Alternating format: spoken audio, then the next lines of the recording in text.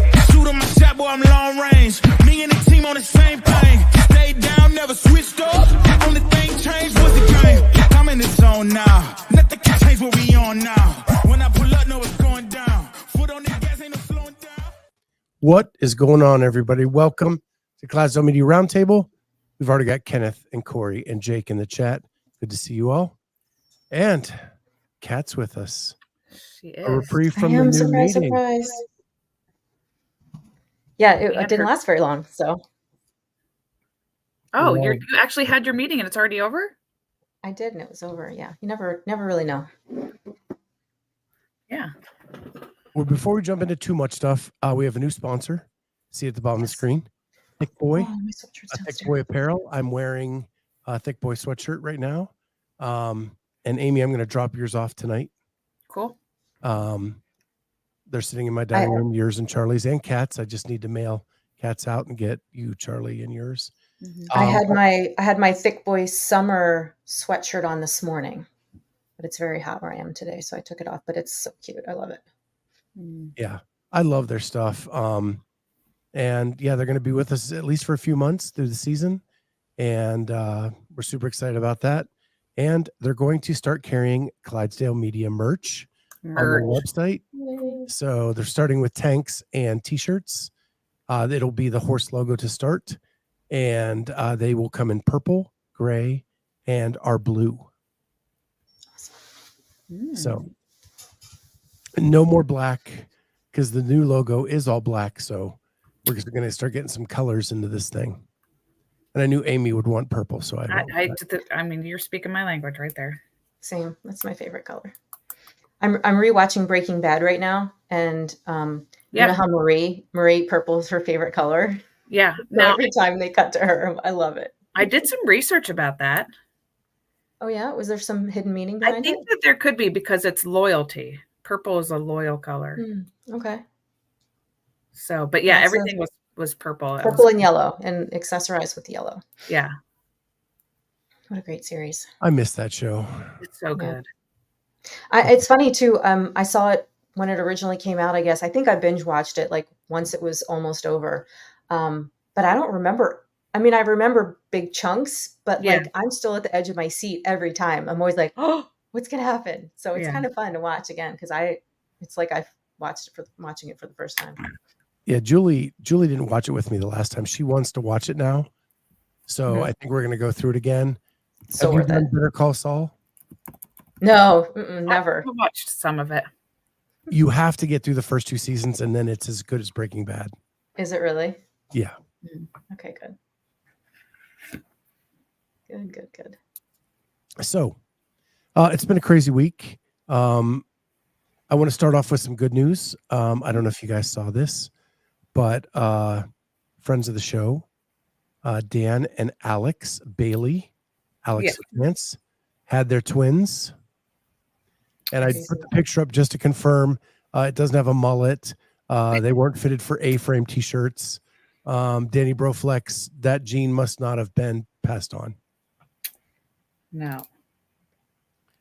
But super excited for them. I guess it was not an easy labor, but Alex hung in there and gave birth late last week to Hayden and Addison Bailey.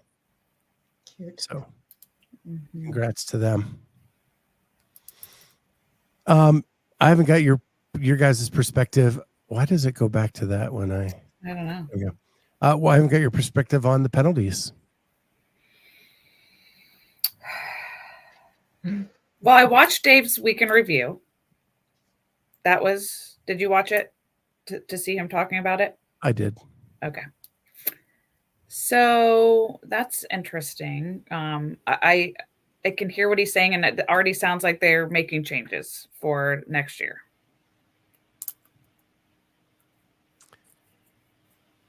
Yeah, sure. But I know that in our text string, one of the things I was talking about was I was curious about what does that review process look like? Like when they're watching the videos, do they just watch it straight through? Do they slow it down? Do they freeze it? Do they go back? because that to me is completely different versus, being in live competition. You can't go back and rewatch, footage, at least in this sport, different obviously in other sports. But so that it's kind of bothersome to me, that part. Like, and if they just do watch it through, then cool. But it seems like, wait, did I see that? Was that a no rep or not? I'm curious what those standards are for them on reviewing. Kat, I think you're probably best qualified to. Yeah, I mean, I can only speak to how video review for CrossFit has been done in the past. I have no idea. It could be 1,000% different this year. And it's been several years since I was on that team reviewing videos. But the way it worked back then was you'd get assigned an age group or open or men or, 50 to 54 males, whatever it was. And we would all, and when I say we, I mean, the same batch of people that are judging at semifinals and at the games, and probably lesser qualified judges as well, not just those sort of higher level folks, but because, you need a lot of resources. We would go through the videos, and from my perspective, I would go through just a perfunctory review. Did they say all the things? Did they get the measurements right? Did they do all the, they do the workout in the right order, kind of a thing? And oftentimes that would be done at a faster speed, just because we had so many to get through. Yeah. But if there were things that were chronic that you would notice that weren't happening once you get back to the beginning and do it on, real time, and you start counting reps and things. And if you see stuff that's weird, you can flag it as needs additional review, and then write your notes about what you thought was wrong with the workout or the performance, if you will. And then at that point in time, it would get reviewed by a second level of person. And I actually complained the one year that I did it, because I saw major penalties that I would report that never got reported. I remember one time talking to or reviewing. Remember that workout with the dumbbells where you were right under the rig, and it was dumbbell somethings and then toe to bar and jump rope. And it was an AMRAP. And I remember somebody's boyfriend was moving their dumbbells every time after their rounds. And I got so mad, cause you're not allowed to have help, during the workout. And I had reported that and nothing happened. That person didn't get a penalty or whatever. So I think it depends on who's reviewing, how strict they're being. But I would imagine that there are some folks, at least, like I said, back when I did it, there were people that could have had major penalties. But if that first line review didn't catch it, nobody else would be looking at it, right? And you could sort of go through and and say, yep, approved, approved, approved. I don't know what the quality control was on the back end for someone to go back and say, okay, well, Kat approved all of her things. Do we really know that she did a good job approving those or not? Who knows? Yeah. And, you get some people that are in that role that are super nitpicky, and they want every single one of their videos to get reviewed by someone else because this isn't right or that isn't right. And it's very subjective, right? I mean, Right. I've been no repping people forever on air squats for not fully extending at the top of an air squat. You're sort of your legs are straight and your hips are kind of open, but you're leaning forward, right? You're not standing all the way up. Your shoulders aren't stacked with your hips. I've done that in person too, and it hasn't really been upheld. So I see that sort of the step up, full extension types issue. And I know I've done step ups before where I have felt in my head that I am standing all the way up, and I've seen video of myself and I am nowhere near standing up, with my hips not completely open. So I understand, how that could happen. I didn't review videos this year. No, I think probably 19 or 20 was the last time I reviewed videos for the games. Yeah. And she prefaced this, Jeff, with, like I said, don't know how it's done now. Today's policy is this is what she did when she was doing it in 1920. But I could see other people's review, and there would be people on the staff that knew they were going to flag every single one of their videos. Mm-hmm. And I don't know if it's because they needed to prove their worth, that they were actually looking at stuff and hey, I found this, and hey, I found that, or what. And so I don't know if you got 50 judges first round this time around that were like that person that wanted to check everything, and they all of a sudden had all the stuff to review, and they thought, maybe we should be looking at this a little more closely, or what? But things escalated quickly this year. I get the not extending on top of the box, like with your knees, hips, and all that. But what's the thought process about the neck and head? So I think that that's fake news. Okay. Every video I've seen that got dinged Yeah. had nothing to do with the neck and the head. Okay. So where did that even come from?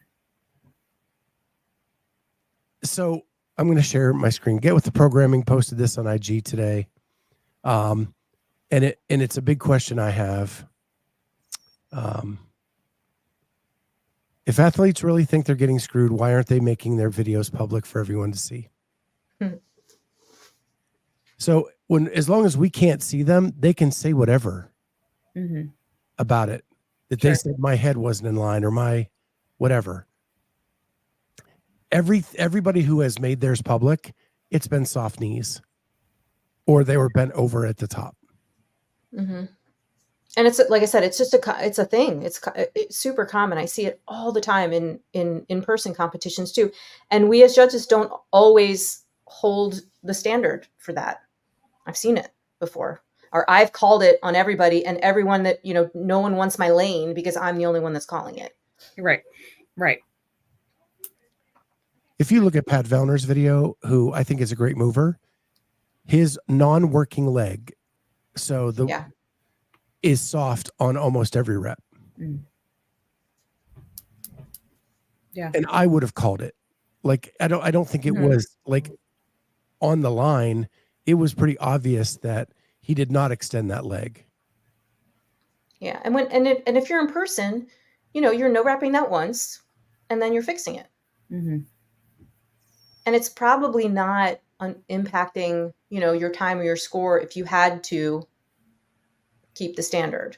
You know what I mean? Like Pat's not going that much slower or any slower at all if he's, doing the full range of motion. Yeah, it's not saving him time to do that. Yeah. Which is why, they're not like, it's not like he's trying to cheat. Well, and I will say, though, also on the snatches, I mean, I see that all the time on a regular basis. People start bending their arms, like, or just even on, like, if you're doing hang cleans or something, I see people start bringing it back down before they've come up to full extension.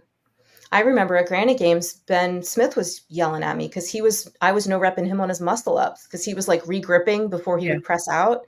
And like, you weren't allowed to do that. It was super slight, but he couldn't stand me that day. And it's Ben Smith. Like, he can do it right. Yeah. So after all this noise, I keep going through to make sure, but I think there's only 4 former games athletes that are not going to semifinals because of this. Like, it seems like because the numbers are so huge. Yeah, it's a handful. Right. But it's Paige Powers, Nick Matthew, Sam Stewart, and Sydney Wells. And Paige is the only person to ever finish in the top 10. Nick Matthews' highest finish was 15th. And Sydney was like 28th, and Sam Stewart was 37th. So maybe, is it possible that these judging decisions were correct and the right people did make it through? Yeah, I hope so. I just hope that there aren't people out there from like 30th place to 40th place that are getting in that also maybe should have gotten penalized that didn't. Yeah, I don't, from what I heard, they did that. If you ever were in the top 60 or 80, it's one of those two numbers. Yeah, you got your video reviewed. Right. But again, if there were tiers to how things were judged, did somebody get a judge that just sort of approved everything? Because when you're doing these video reviews, like, you're sitting in front of the TV, you got your box of pretzels, you got your earphones, you don't know if the dog's running around, if the kids are bugging you, like, there's lots going on. It's not just, and, I'm not saying that people aren't taking it seriously and doing their jobs, but you could have gotten a judge or two that looked through the video review and was just like, yep, we're good. And then no one's doing any QC behind it. And again, don't know if that's the case. I could be completely wrong, but just Yeah, throwing like that out there. what's the review process for the reviewers? Yeah. Yeah. And the fact that there's no transparency, I think, is the problem. Like, I think if everyone understood what the process was and who the people were and what their credentials were and things like that, I think they'd have a little more faith in this system. But because it's not publicized for whatever reason, because people would complain about it and criticize it and poke holes in it and say it's terrible or whatever, but it would be great if at least we knew what it was. I don't see why it has to be so secretive. So Sunday night, Carolyn said, like, she did that workout, looked at the video herself and said, that doesn't look right, and said, I need to redo it. So you do have that option too. This is videoed. I'm sure you have people in your camp that are willing to look at your video and say, hey, that looks good or it doesn't look good. Go ahead and submit. Yeah. Right. And to Jeff's question, again, if it's organized the way it's been organized in the past, you get a certain group that's looking at a certain region. And so if we're talking subjectivity and you're talking about, somebody that is really looking at things more closely than others and flagging more videos than others, you could have different regions being judged differently. So it's kind of like the luck of the draw. Who did you get? And yes, there have been times that I have slowed down videos to like the millisecond, to the frame by frame by frame to see what's going on, for sure. Yeah. I still think that like a bigger deal was made of this than probably it actually was. But I think, and we talked about this the other night, like Kelly Stone, she shared her email from CrossFit that they explained to her appeal and why it was denied and said, go to rep 6. That's what we're looking for. Well, on her Instagram, the only rep she showed to prove that she was good was rep 6. You can hear her judge yell 6. Got it. So how do I know that what you're using as evidence to say that CrossFit did you wrong? You're using the rep they said was good. Yeah. So, and nobody's making their videos public. So, but let's celebrate the positive that we talked about. Who did make it through? Mr. As Leonard? safe. Annika. Oh, I know. Thank God. Annika.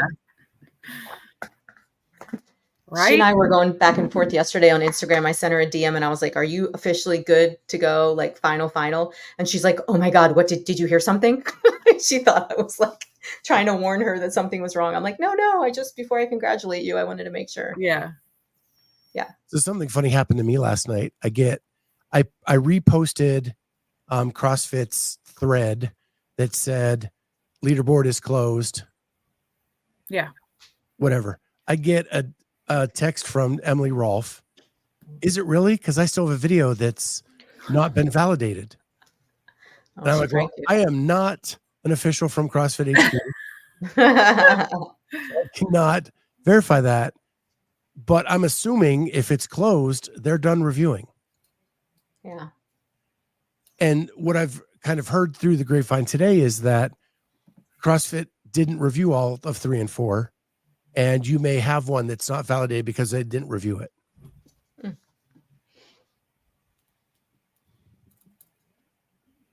So.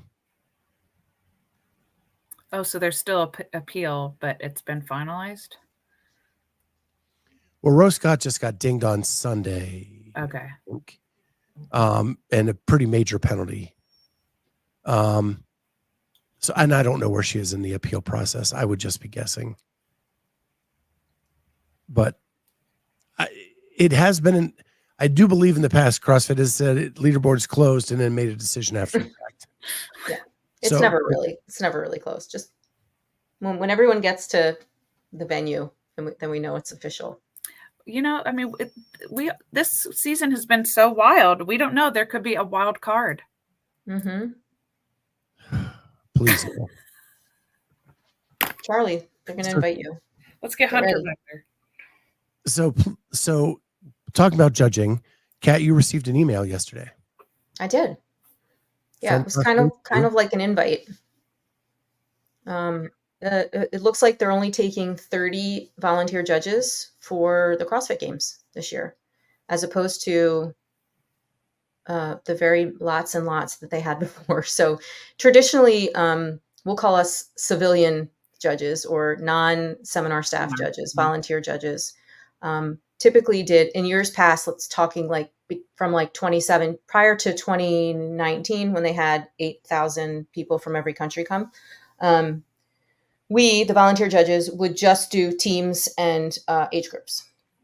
Mostly age groups, and then like the higher echelon of those volunteer judges would get to do teams and never individual. And then once the field grew that one year when we brought all the national champions and things like that, there were a group of volunteer judges that got to do individual, and then there would be a group for team. I was on the group for team, and then there was a group for age groups.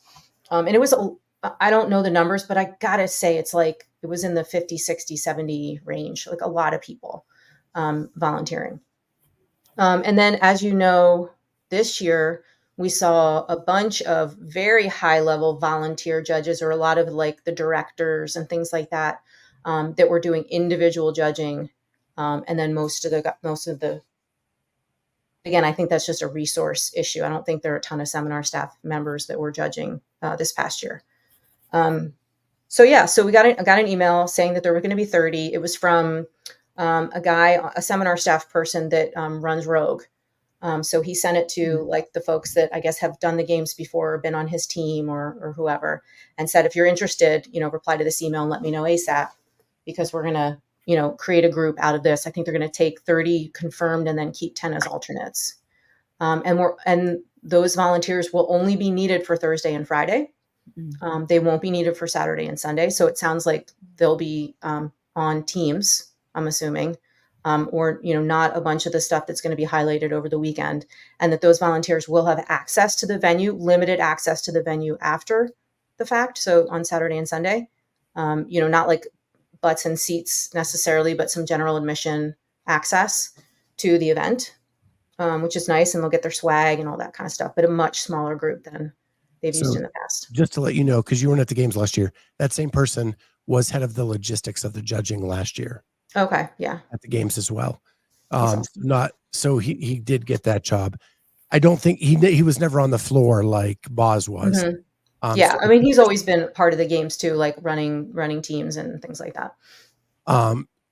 What I find fascinating is this used to be an open call. Yeah. Now it's invite only. And people with the tinfoil hats, there were people that believed that athletes got judged a certain way if they had an AFJ judge or not. Yeah. And it looks like this, like, let's be honest, Kat, you have not judged in a couple years. Mm-mm. And you're on this invite to go to the games. Do you think that they are trying not to have certain people on? No, I think it's probably just an administrative error on the part of the person that sent it out that didn't realize that I've been out of the game for quite some time. No, I think, at one point in time, I was part of that core group that eventually became the AFJ. I am not part of the AFJ, nor was I ever asked to be on the AFJ. Not to say that I would or wouldn't have if I had been asked, but yeah, I don't know. That's a good question. I'm pretty sure that, like all the usual suspects and all the folks that I judged Rogue with are probably on that list. It's true, Corey.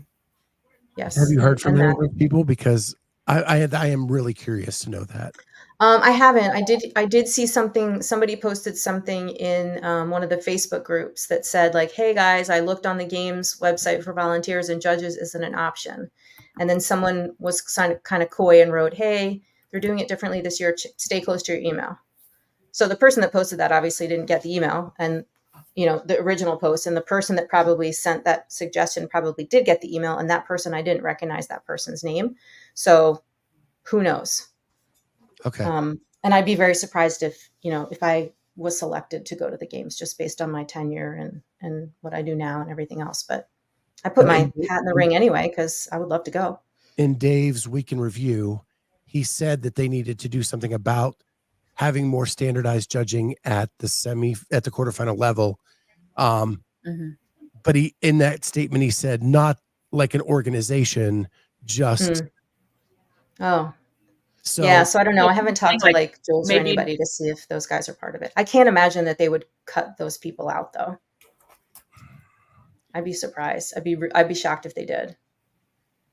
It's not the first time CrossFit has entered into a pissing contest with a group. Yeah, true. I mean, I was kind of hoping that this whole thing, you know, I feel bad for the AFJ folks that were, you know, at these camps and, you know, thinking they were doing a great job upholding the standard when in fact CrossFit came back and said, oh, actually, no. That's kind of sucks for them. I feel bad. It feels like a slap in the face from CrossFit, which I hope is just a coincidence and not an actual thing. Yeah, there has been speculation that it wasn't coincidence. And I don't know that. I mean, it's all speculation at this point. Yeah. Now I'm afraid to reach out to anybody. Find out. Oh no. I guess we'll see soon enough. Yeah, and that's one of the things Dave was talking about the standardized, like saying like maybe not having your husband judge you, or like maybe going right. to a different affiliate. And the problem too with that group of judges, it's so small and they are really, really good, but they definitely have like personal relationships with the athletes just because it's such a small sport and they've been doing it for so long. And, you know, kudos to them for staying impartial because that's not the easiest thing to do. I could not judge anymore. I could not. Yeah. See, I totally could. Yeah. But you're heartless. I'm not. I like to hold the standard for sure. I remember the person I remember being the best mover of anyone that I've ever judged. I'll throw some tea now. Brent Fikowski, the best. And I even said to him afterwards, I was like, you were so easy to judge. And he's like, well, I want your job to be easy too. Like, I don't want to get no repped. I've never had to give him a no rep. And I will tell you that, who's the French guy? Willie Georges was very mean to me at Rogue when I was no repping him on his front rack position for kettlebell thrusters. He was not nice at all. And that was in 2019. And I have not gotten over that yet. I still don't like him. Just saying. Yeah, the best mover I ever judged was Saxon. Yeah, I would imagine he's good. And then I got in a really big fight almost with Joey Toto. I think I've told this story before at Granite Games where he was on a team and one of his teammates had to drop the sandbag and like go to the end of the thing. But I stopped her in the middle of the run and made like to make her move the sandbag, but she didn't really have to move the sandbag. So it was kind of my fault. And then everyone was screaming and yelling at me and it didn't make a difference because they won and they went to the games anyway. But that was stressful. That was a tenuous moment for all of us. He was very apologetic afterwards, but I understand how mad he was. I no repped 20 wall balls on the quarterfinal workout just recently. Oh no. I had to no rep. Yeah. It wasn't depth either. It was like hitting it on the way up versus, you know who does that a lot? Noah Olson. He'll admit that wall balls, at least as of 2019, it was not a strength of his. And I had him at Rogue on that wall ball rowing box jump over workout. And, started out with like 50 wall balls. And I think he probably did 60 wall balls. Yeah. Felt really bad. Holly said, I've only judged little local things, but it's so fun. I judged Stacy Tovar once forever ago, and she's lovely. And you know why I had to share that comment. Scott's jealous. Yes. But Holly is our stats and data girl, and she's the one that does all of our chaptering now. And I am so appreciative of her. Anytime I can tout her, she's been killing it these last couple of weeks with stats and stuff. Love what she's doing for us. I have to hop off, but I was going to tell you one thing real quick about the workout I coached today was called The Wrath of Khan. Oh, no way. But Very I cool. think it's Star Trek stuff. on there anyways, but it was funny because even the athletes were like, Amy, this one was meant for you to coach. And it did kind of seem like it because it was accumulate 100 air bike calories and then accumulate 100 ski calories, and you can mix it up however you want to. So it was very endurance-y like that. See, Justin, you did that. Like that. Yeah, mayhem, yeah. But I'm calling it the Wrath of Con Porter because I could. Well, and Con is awesome on the machines. Right. That's what I'm saying. Like it just worked out. Yep. All right. Birch saw a workout the other day called Star Trek. Peace out. Bye, Amy. Back here, someone asked about IF3. I am familiar with that. It's the International Federation of Fitness something or other. But it's the thing that like Norway wins all of the stuff. Because they have national like athletes, right, that train for that, right, and they get paid to do it. Mathilde Garness has won it. Kristen Holta has won it a couple times. Gretchen Kittelberg is the U.S. poster girl for it, or has been in the past, I think. And I think Justin Kotler has something to do with it as well here in the States. But it's grown in those countries where fitnessing is a national sport. They do really well because they're actually funded to do it. But it is a set regimen. It is not unknown and unknowable. It is very set in what they do. And they have a judging group. I did hear that they were trying to form a judging group for that. They have very standard movements too. I think their movements are super standardized, and so it's like a plug and play. There isn't much variation in their movements and things. So I think that's what they were talking about. Yeah, they have I think Andrew Sten knows a little bit about it. I think. Yeah, I feel like I've heard him talk. He says they have a judging level system. I cool. think that should be done. You get graded as a judge, and the better you are, the higher level judge you are. That happens in pro sports all over the place. Yeah, and you screw up and you get demoted. Right. Or you do really well and you get to go to the games. Or, right. In the NFL, if you get graded out as a good referee, you're the one doing the Super Bowl. Yeah, so, makes sense. Yeah. So the one thing on my list that we haven't talked about is I'm going to be on Around the Whiteboard tomorrow. Oh, yeah? Yeah, I just found out last night. Cool. I think. And so I got to represent Clydesdale Media and hopefully win. I am going up against Harriet Roberts and Adam Klink. Oh, okay. So they've never been on the show, so I'm just going to be brutal and sarcastic and take them out. I love it. That'll be really fun. Yeah. We get the questions like a little bit ahead of time. Okay. So I just got them, and it's going to be interesting. Two of them I have like a stream of consciousness of things I want to say. Now I got to get it down to 60 seconds. The other one, like I have no idea where I'm going. Oh boy. So got to figure that out before tomorrow at 3 p.m. Eastern time. Fun. That's super fun. Speaking of competition, how are you feeling about the draft? How are your Bears doing? All reports, people love what the Bears have done in the draft. I love what they got a good grade. Yeah, A+ from Yahoo. They drafted a punter, so some people gave him a ding on that, but whatever. I wanted to talk about, have you been able to see Kill Taylor?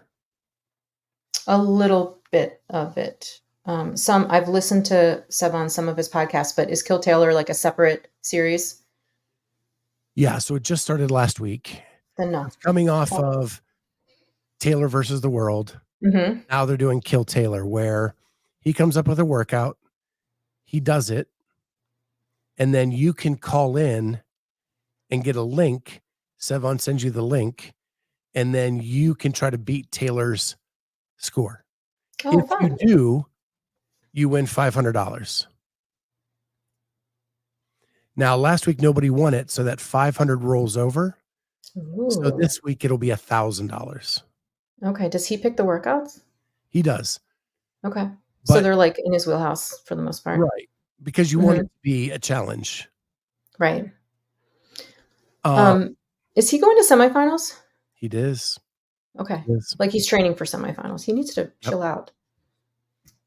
Well, like this workout he did the other day was, his time was 2:50, 2 minutes. Oh, okay. So it's, well, yeah, I guess for viewing value too, you can't have like a 20-minute something or other. Yeah. So the first workout was 10 rope climbs, 30 kettlebell clean and jerks. Okay.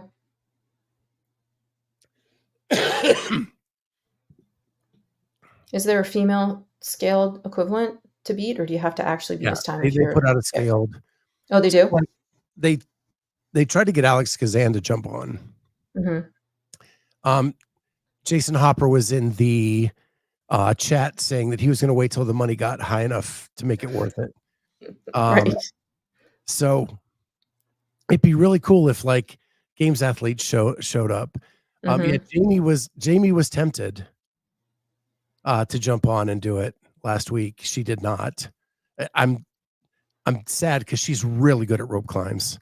Yeah. It would have been kettlebell clean and jerks for her to get through that. The one guy came really close, and at like rep 26 of the clean and jerk, he just died and dropped the kettlebells. Oh no. But it was so fun to watch. That's cool. Yeah, I'll have to look at that. To watch. And they're doing it this Saturday. Okay. I think it's at like 10 Pacific, 10 or 10:30 Pacific. So what's that, 3 hours, 1 o'clock in the afternoon on Saturday? And there's no max ceiling. It's just going to keep going and going until somebody beats him. I'm going to turn my fan on here. And Corey's kind of bringing up, Taylor is mic'd up while the other people are going. And so he's talking smack. His commentary. Yeah. And then when the guy was really close to beating him, he was losing his mind. I bet. So that's the entertainment value of it. Yeah. Taylor's entertaining for sure. Yeah. He looks really good too. He's looking lean and mean. Yeah. I think like the pressure of taking on Hopper and Colton and Dallin really got him in the best shape he's ever been in. And it's going to be interesting to see how he does at semis. Because he, like 3 of his workouts were top 10. Yeah. And then the one where he blacked out and fell off the box. But he's willing to go that was there. a freak accident too, though. I mean, he would have, had that not happened, he would have been fine. I said, what I think happened is, right, he doesn't have the natural skill set of Jason Hopper or Dallin Pepper, but his work ethic is so crazy. And he's willing to push himself to that dark spot. Yeah, he can get there and stay there. After 3 workouts of doing that to compete with them, his body was just done on workout 4. So it'll be interesting in the semifinals when it's not like a head-to-head-ish thing, and he just has to kind of find his pace through the weekend. Can he do that? And it'd be cool if he made it to the games. So cool. Because he has made it to last chance qualifier before. He's been really close. Well, and he would argue that he's probably fitter now than he's ever been. So, yeah. And him and Colton are willing to go to places most athletes aren't willing to go to. Yeah. And it's fun watching that. So, and I heard you worked out today. I did. I worked out today at a CrossFit gym. How did that go for you? It was great. Okay. Yeah. So I went back to the doctor. I got an MRI on my hand. Everything's fine. It's just I just had some stupid like flare up in the joint where I have that crystallization. It could happen at any time, whenever. They're treated the same way. Lots of prednisone, and he finally gave me a cortisone shot last Friday, which helped immensely. And while I was there, I got my tennis elbow cortisone shotted for the 3rd time. 3rd time's a charm. Term? What's that? Is shotted the technical term? Yes, shotted it. He shotted it. What I was really thankful for was that he didn't make me come back, right? You go to the doctor for like a hand thing and it's like, oh, by the way, my elbow. So what I did was I know he's like an upper extremity doctor. And he said, you could have this, he's calling it pseudo gout is my diagnosis. So it's like, it shows up like gout, but it's not systemic like gout. I don't need to go to a rheumatologist or anything like that. But he said, whenever you have some kind of a flare up, you're going to treat it like gout and we're going to, give you some steroids or some prednisone, whatever, and hope it goes away. And just make sure that you regain your range of motion, whatever. Excuse me. And I said, okay, well, I've had this tennis elbow for the last like 8 months. Is that my pseudo gout or is that just tennis elbow? And he's like, well, I don't know. Let's get an x-ray. So we took an x-ray. He said, definitely it's, he said, definitely it's tennis elbow. He said, these are the things you need to do. He said something really interesting to me. He said that we all operate with our hands down, like palms down all the time. When we type, when we're on our phone, when we drive, everything else. He said, whenever you're around and you can think about it, go palm up or thumb up. So like hold your hand like this. He's like, hold the steering wheel like this, like do the things like this instead of like that. And he said that should help. But the injection, I got like a little reaction from the injection, like really sore, really painful, for a couple days, but I'm doing all the things now. Anyway, long story short, went to the gym this morning, did a 20-minute AMRAP of a 400-meter run and 3 rounds of Cindy for 20 minutes. I know. We did Cindy yesterday. It's like Murph prep. Whoa. We did Cindy yesterday with a 200-meter run every 4 minutes. Okay. Yeah. Kind of the same thing. Yeah. Kind of the same thing. So yeah. And I hadn't held on to a pull-up bar in probably 2 months. So, and I'm down in weight. I'm like about 10 pounds lighter than I was 3 months ago. So you think it would have been easier for me to do it. It felt like I had a vest on. It was so hard. Brand new Spiel bar, like ripped my hands with like the first warm up set. And I was like dead last, but whatever. It was cool. And I'm going to go 4 times a week now. That's going to be my new thing. Awesome. Yeah, I'm on that train. But we have some life things happening right now where my daughter actually has one of our cars. Oh, no. Okay. So we're down to one car, trying to garage workouts. Out. Yeah, but I mean, Julie only works like a mile and a half away. So I can really take her to work and pick her up if I don't have things scheduled at those times. Look who's here. I know. Hey, buddy.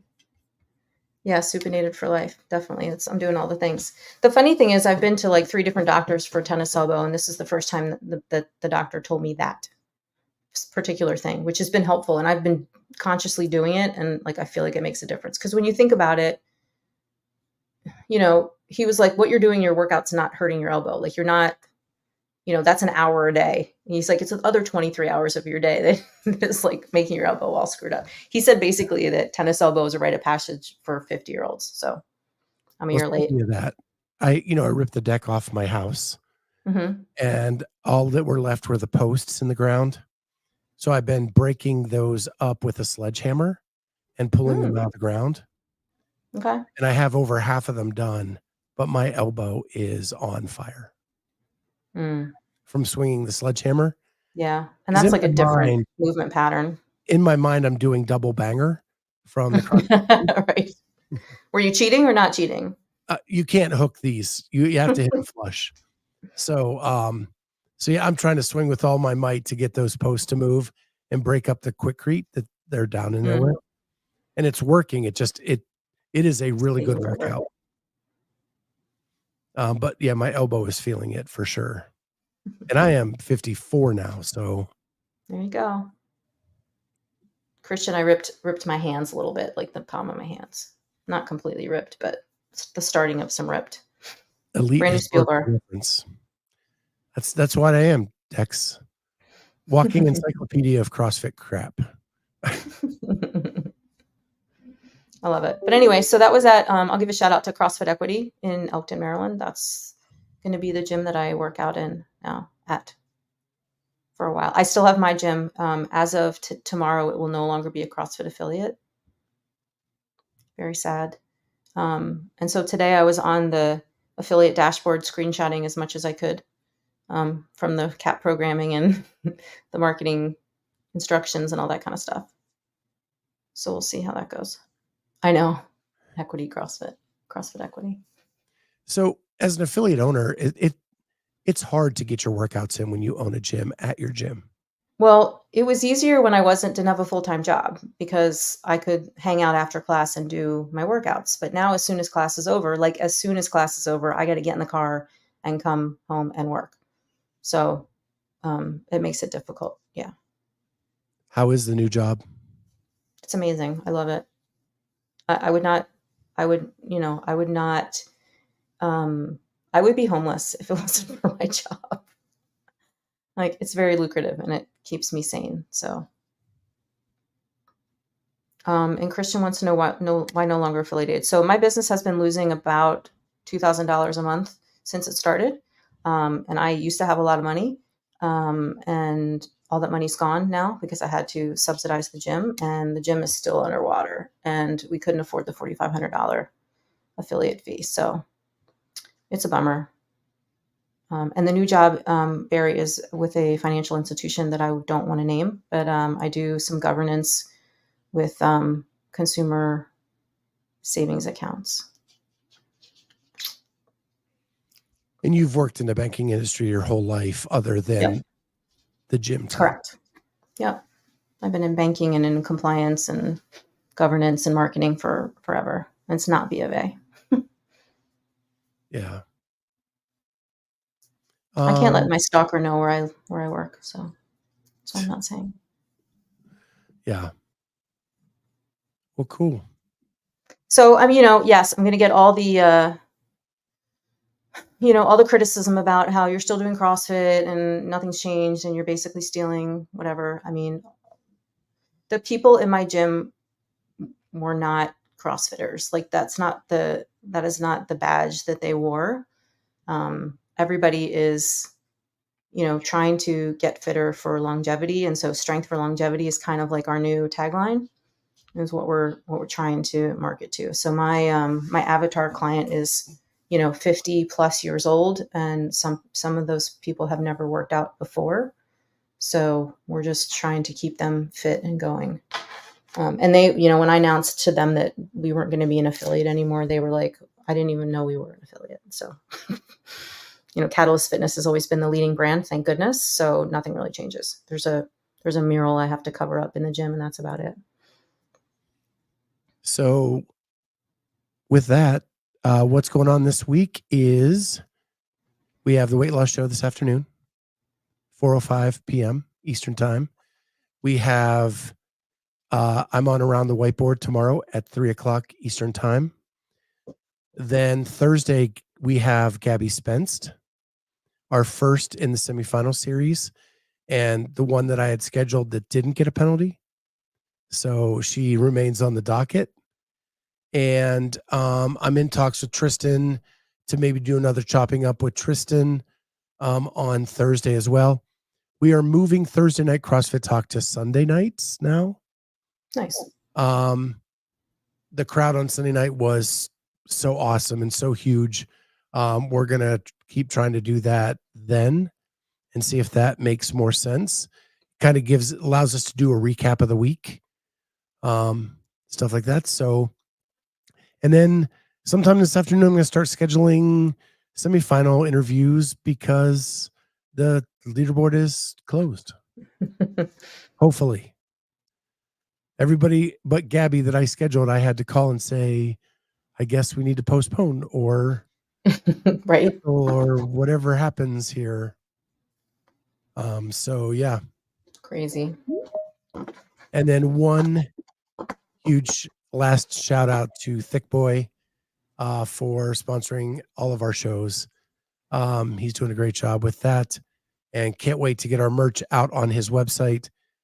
He's making the screens this week, so they should be coming soon. With that, we will talk to everybody next time on the Clydesdale Media Roundtable. See you guys. Bye, guys.